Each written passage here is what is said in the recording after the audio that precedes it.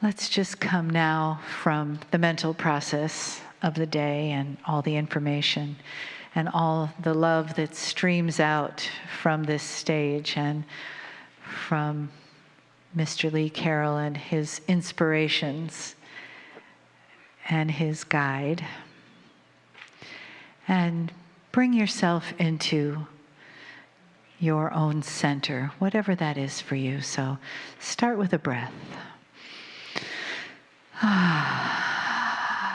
And with the gratitude of what a beautiful day you've had together, this beautiful family that you all are. Each of you weaving your own particular thread into the tapestry of this day.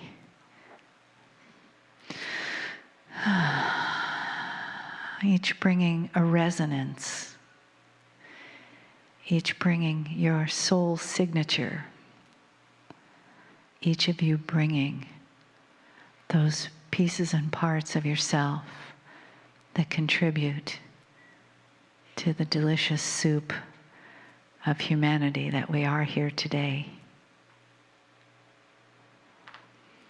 Each different resonance, each different thread, woven with light and love and sacredness and oneness for the whole that we make when we're together. Each necessary part, like cogs in a wheel of this angelic machine that brings us to the moment where we open ourselves, where we gratefully receive the wisdom and the honor that Kryon presents to all humanity, to those in this room, to those listening. The oneness and the love that we are.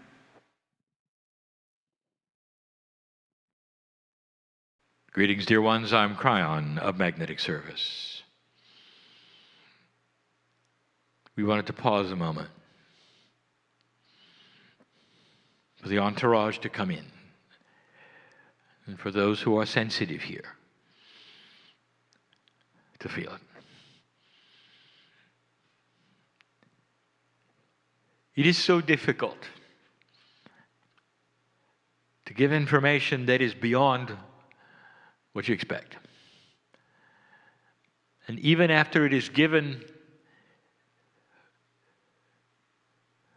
it's unknown whether it sticks. Some information is advanced. This is the last channeling of the year. The last 2 times I have sat in front of you, I've given you summaries. This really isn't a summary at all. It's the next step. I'm going to call it the completion of the story of the soul.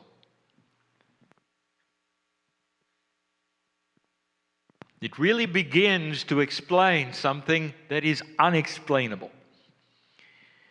But we have to tie it together. And I wanted to do it this year. The next 3 years we have described to you as the years of completion. 3 years, a catalytic number in numerological terms to describe a 9. 2, 3, 4 represents the 2nd, 3rd, and 4th year of this new energy. 2015, 2016, 2017, added together, all of those numbers create a 9 as well. Something will be completed in those next 3 years that is esoteric, and I'm going to start the process tonight by letting you in on a little bit of information a little more advanced than I have before. Dear ones, this is difficult. The difficulty is mostly with my partner. He's a translator. As many years as he has been doing this, if I give him information that is beyond his comprehension, he is not able to translate it. His comprehension is much like yours. And so we fall back on metaphors. We fall back on the things that we know are within the comprehension of him. And the rest, the entourage paints for you in the room. The third language must play a big part of this. The third language represents an intuitive language that is literally being broadcast with my voice to anyone who wishes to listen. Loving, informative, benevolent information that goes beyond the spoken word, available to listeners as long as there are listeners. I want to start with an example of what we're trying to do. I want to tell you about the soul.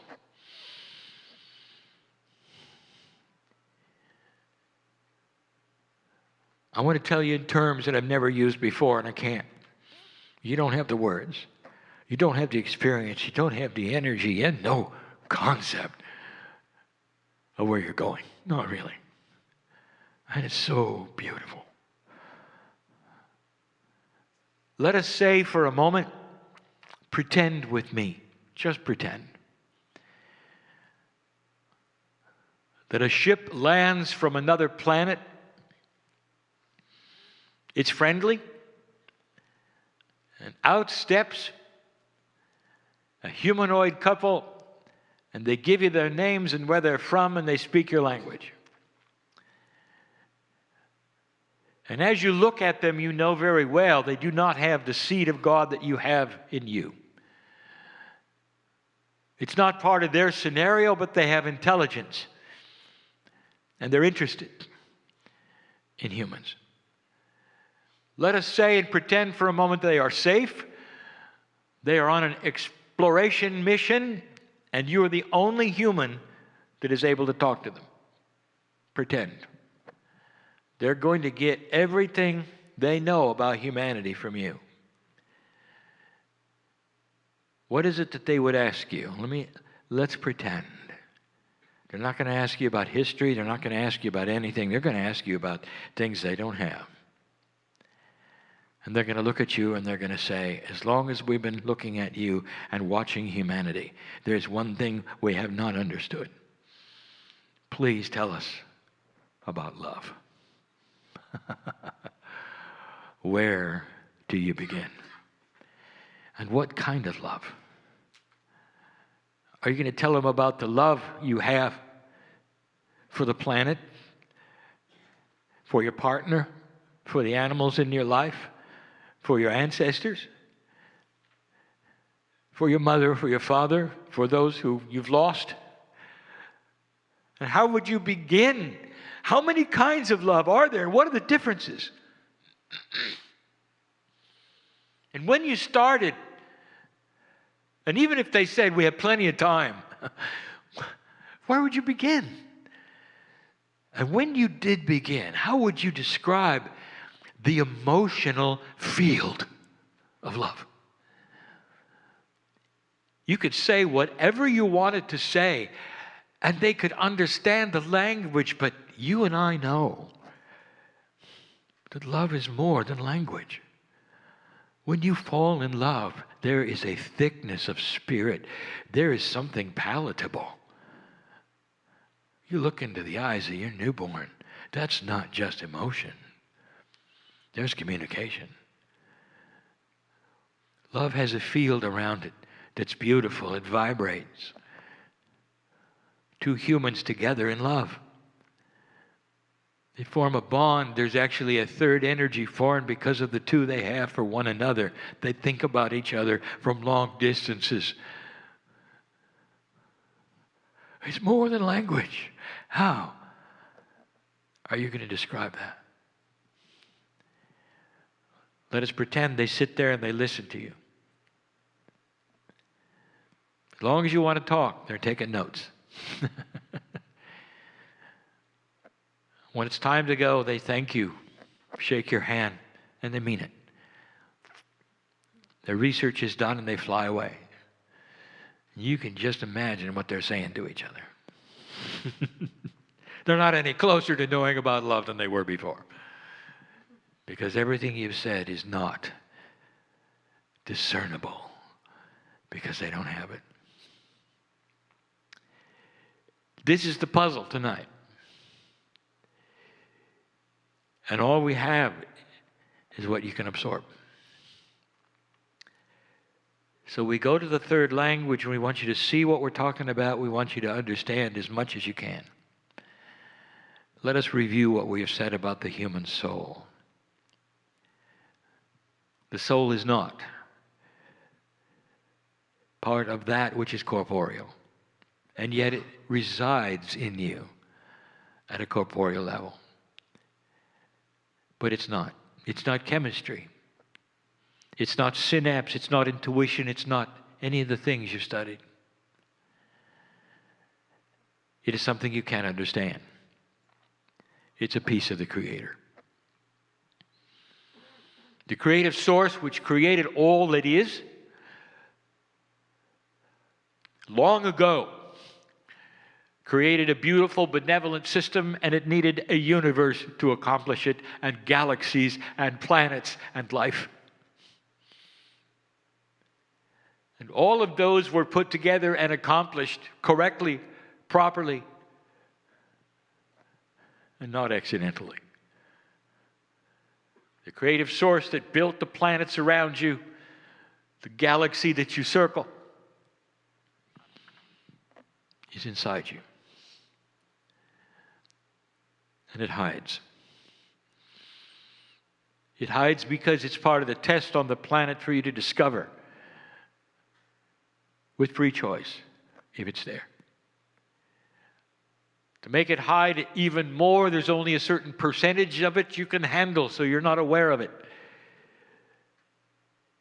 You're not aware of its grandness or what it is actually, but you are aware of it intuitively. Humanity knows God. As far back as you can look at your history, human, you came onto the planet and you looked for the Creator. Because it's inside. And then it happened. The Pleiadians came. I'll tell you about them in a way I've never, ever told you. The human soul permeates everything about you. It is not locatable. It is pure, multidimensional energy that is sacred and beyond anything you can ever measure. It's not in a scale that you have ever seen. You don't have a word for it. You don't have colors for it. It's too far above any sense that any human will ever have to identify. And it loves you because you're family.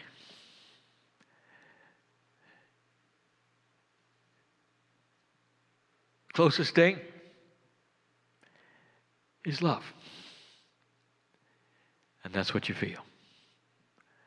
You can't explain that. You can't explain your soul. You can't explain the Creator. But you know it's there. It has no gender. It's generic and beautiful and filled with splendor. And it's inside everyone. Dear one, it's inside me. I am not a human. It's inside me. I speak to you from a position of honor and gratitude. I've never been a human. I can't believe what you go through. Astonishing to me that you would have signed up for this. And the soul is right there. Is the soul part of your DNA? Yes, of course. I've identified the layers it resides in.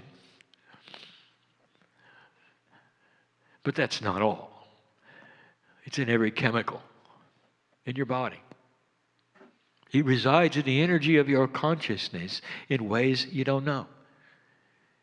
It's accessible in ways you don't know. And it loves you beyond measure. I cannot tell you what it is because you don't have the concepts to understand it. But if you could think for a moment of the most beautiful colors you've ever seen, that would be it. The most benevolent force you've ever felt, that would be it. The most love you've ever had for anyone or from anyone, that would be it. It surpasses anything you've ever experienced on the planet, that'd be it.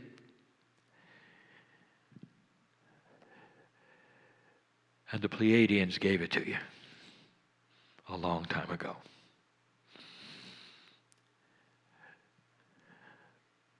I want to tell you about them. After I tell you about you, dear ones, this is difficult, and this is a review of one thing we've discussed, and we're going to go further than this. The things I give you today will sound outlandish, beyond weird and strange to many. We're prepared for that. But many of you have to know it. I'm talking to old souls, both listeners and in person. Not all, but most. Most. I want to tell you who you are. If I haven't given you this information before in this way, you need to hear it now. When humanity was ready to be seeded by the Pleiadians, you simply were part of the animals on the planet, designed to be at the evolutionary stage you were. You were way beyond that with cavemen. You were ready. You look like you do now. You act like you do now. And you were ready. And it wasn't that long ago. You want to paint the picture of 200,000 years? And 100,000 of them were just getting it so you only had one kind of human instead of 14 or 15, like all the other animals. Now here's the question. When it was time to build Lemuria, and the seeding took place as it did, who do you think was here to receive the seeds? Just regular humans that have come up through the evolutionary process? Just another animal? And the answer is no. It was you. And you came from the Pleiades. I want to tell you something. When it comes to reincarnation, it's not limited to this planet. You were aware of that, were you not? You have to come from somewhere. When you have an exponential growth of humanity, where do you think the pool comes from? Other places. Life does not then emerge from nowhere. What if I told you there's a set amount of entities and soul groups that incarnate? And it's been happening for millions of years, other places, long before 200,000 years ago. You came from the Pleiadians. You agreed to drop that which you had evolved to, come back into a form that was basic, and receive the seeds because you had to be of a certain kind of chemical readiness, soul remembrance, all the things you've never heard had to be correct for the seeds to take. For the meld of the DNA, the chromosomes to move around, for you to become who you are. This is the creation story. So let's put it in simple terms. Adam and Eve were special. They were you, having come fresh from another place, ready to receive the knowledge of light and dark. It wasn't random. That's who you were. You're not just old souls. You're very special old souls. You've come from the Pleiades. It's a system you wouldn't believe. You came from everything to almost nothing, and you did it because you saw the potential of today. How many lifetimes have you lived the last couple 100,000 years? Huh? What have you been through to get to today? Well, I want to tell you where it's going and the potential of where it can go. And I want to paint some time frames for you, and I don't want to scare you with how long it's going to be. But I want to show you the potentials of what you can be. And this is where it gets odd. When I say Pleiadian, who do you think about? What do you picture? Humanoid forms that are perhaps taller and very wise, that will come here, not necessarily in vehicles, but they come here, that would come here instantly. What might that tell you about what they've got and you don't? So now I want to paint a picture.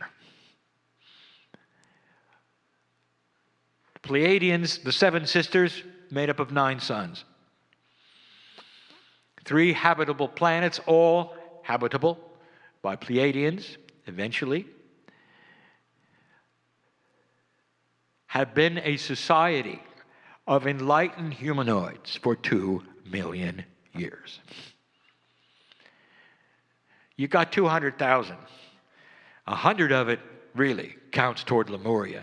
50,000 really is where it began. Really.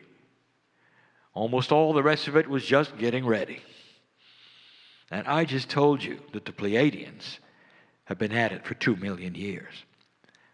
You're looking at a society that is 8 times longer than you. 8 times. They went through what you did almost to the T. They grew up and matured just the way you did. They had a time frame for them too. They went into graduate status like you are now, and everything changed for them. 2 million years. A portion of that, about 10,000, were spent killing each other. Sound familiar? Killing each other. They were in the playground of maturity, casting stones, calling names without any maturity, in the dark. The same issues you had, they had. They passed the marker. And they began to receive information. And I'll get there. Believe me. Tonight. I'll tell you. But I want to tell you about them. Their DNA is like yours. You probably knew that. You're going to find it all over the galaxy. DNA is DNA. And the principles which created it here have created it everywhere. It is the building block of life, period. And you're going to see it Someday, when you find life in other places in this solar system, it's going to have DNA. You're going to start understanding it's natural occurring life process everywhere. 2 million years. Their DNA started to become more viable, like yours. 44, 54, 55, 66, 77, 88. Let me tell you what happens at 88. You start to meld with the soul. You're designed to be divine. Did you know that? I want to tell you something. You're designed to live forever. Renewable. Every cell keeps going and going, especially the divine in you. When it starts balancing up the cellular structures, it creates new ones. It goes to the blueprint. It never gets old. You never get old. Kryon, what are you going to do with overpopulation when you never get old? Let me give you a hint. The Pleiadians have 3 planets. Does that give you something? You learn to move around. You learn about the universe. It's not an issue. It's not a problem. It's beautiful. A Pleiadian is the closest thing you'll ever see to an angel in your life. They're working at 88%. They have control over physics. They're entangled with anything they want to be. The human soul is divine physics at its maximum. Control over everything. The Creator is in the soul. The Creator is the master physicist of the universe. If you are at 88% of that, you got control over everything. That's the seed that you have inside. What is their society like, you might ask?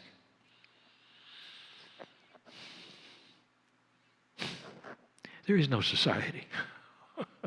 They're way past that. There is only the togetherness of love. Closest thing to an angel you'll ever see. 88% of the creative source over 2 million years. The Pleiadians were seeded by others. We've talked about Orion and Arcturus. They become your grandparents. There's one before those you've never even heard of. They took 1 million years or more. You do understand, do you not? In a planet that's over 4 billion years old, you're the new kid on the block here. You're really new. Imagine what was going on in your galaxy. Do you know how long 1 billion years is? Imagine what went on. This is the only planet of free choice in the galaxy at this moment. Dear ones, you're it. And you just passed a marker, and all of the life in this galaxy that has divine DNA knows about you. The signal was sent. I want to tell you what that does. That brings celebration, hope, visitors, and help. The system begins. All of this talk about soul, and here's why. I want to tell you about the system. My partner has spent the day talking to you about evolution. Spiritual evolution within the cellular structure of your body creates a symbiotic relationship with your DNA, your Akash, intuition, all of these things, and he never really talked about the soul because we haven't given him this yet. The system of spiritual evolution comes through the soul, period. Doesn't come through the pineal. The pineal senses the higher self. Intuition senses the higher self, but the soul is the one who delivers the information. The soul is connected to the grids. Your human soul is the catalyst and always was for the graduation energy that you are now ready to receive. It does not come in through the human portion. It cannot. The time capsules that are opening, that the Pleiadians have armed, if I may use the word, armed, literally ready to go off in your direction to give you information, is going to go to the soul part of you. And the soul part of you is only engageable as you approach 44.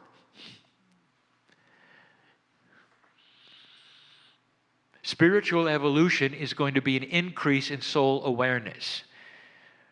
Now, here's something we've never talked about that you are starting to feel. We're going to call it this. We're going to call it soul remembrance. Your Akash is only from Earth. Let me tell you something about that. We gave you information a long time ago what happens to your Akashic remembrance when you pass over the veil. It stays here. It's in the cave of creation, in a crystalline substance, you might say, that remembers everything. It's like you have your own crystal and it stays on the planet, and when your soul comes back, it picks up the information, puts it in your DNA, and off you go. It stays here. So let me ask you, why are some of you remembering who you were on another planet? I know who's here, you see? Some of you are remembering Pleiadians. Some of you are remembering that you went through this before. It's giving you hope because you know where it went. You got to see 88%.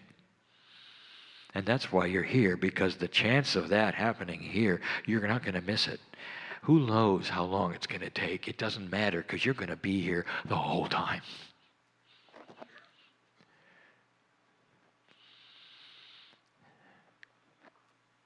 %. Soul remembrance is what we're going to call soul Akash.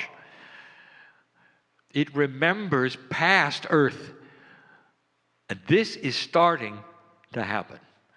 With the evolutionary process of that which is taking place on this planet with old souls, in is going to come soul remembrance. You're going to remember your eternal.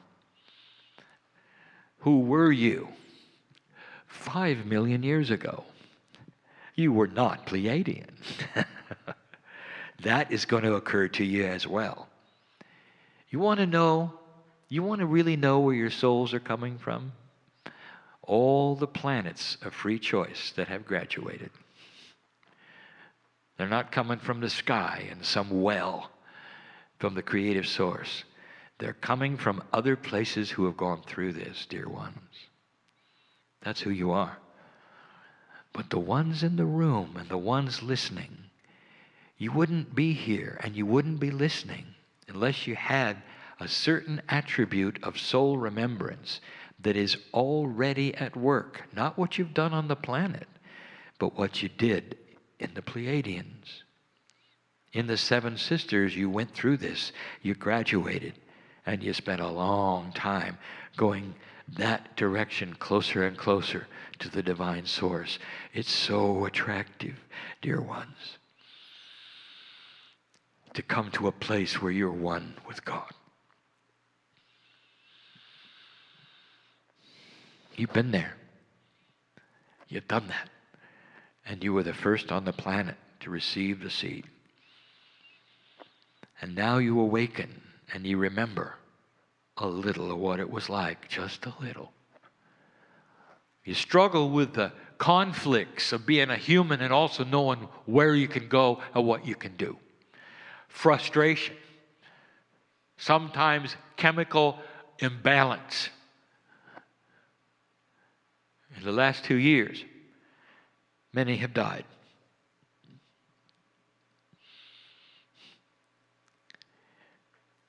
Maybe they've been friends of yours. You weren't ready for it. Maybe they've been partners. I want to tell you something if you haven't heard it before. They're back. They can't stay away that long. They had to leave then in order to pave the way for your return, dear one, because of what happened in 2012. Scheduled to leave early to pave the way for you coming back. There is a system here which is beyond benevolence. There is a system here which reeks with the greatest love of the creative source you can imagine, dripping with it, waiting for you to become one with God. The room is filled with pictures of holy men and women, many of them on other continents, who have found the connection that brings them to a wholeness where they can keep themselves alive for a long time, be one with the planet, meld in consciousness with nature and all that is. In an older energy, this was always possible, but it took discipline and it changed their lives forever. Some of them could not eat the things they used to eat. Many of them became celibate. All of these things in order to create this precious energy that for a moment would give them the solace of feeling the Creator. And I want to tell you, dear ones, they were the forerunners for what's coming. This is your future. With free choice, you can turn it around if you wish, but you're not going to. You can go slow if you wish, but you're not going to. And I know this because of what has happened in the past. You see, peace is addictive. Love is addictive. Benevolence of spirit and compassion is addictive. You know how I know? Let's talk about the Master that the season is about today. Perhaps you saw pictures of the Christ and you saw the animals gathered at his feet. That was accurate. The animals saw the 88 to 90% in him, and they were attracted to it. It's addictive, you see. People gathered from all over just to sit at his feet and watch him glow, because it was addictive. The entourage he had around himself was palatable, and you could feel it in the arms of God, and you sat in front of him and all was well with you for those moments. And if you spent a little too long, he might feed you while you were there. And all of that was real.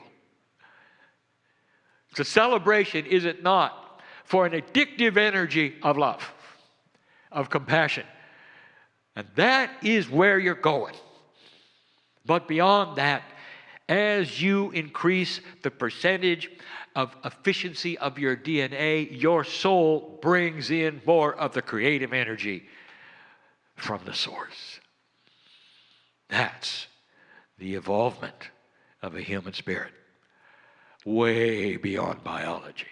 Way beyond consciousness. You handshake with the source that created the universe. I complete this story of the soul. That's where it's headed. That's why we teach it. Now you know. You might want to review the words. How long will it take? Too long. This is just the beginning. You're in year 2, dear ones. In year 2. And there's such a celebration that you made it. You will start to see humans mature. in spirit. We've said it over and over. The things that are so out of balance today in humanism will start to be balanced and mature. You'll see it everywhere. In every aspect you can think about, even politics. Balance, compassion, wisdom. You'll start to see it. When you come in next time, you're going to remember who you are. That's my promise. You're going to pick up where you left off. You will be a wise old child beyond any children you know today, old soul. And you're not going to make the mistakes you did this time around. None of them. It comes in with you more than a Kosh soul remembrance will keep you safe. And your children will carry what you carry. That's the way it's going to work. That's what's going to propel it forward. Past peace on earth to graduation into soul energy. Too esoteric for you? It's okay. I've got time. Check in with me in about 1,000,000 years. And so it is.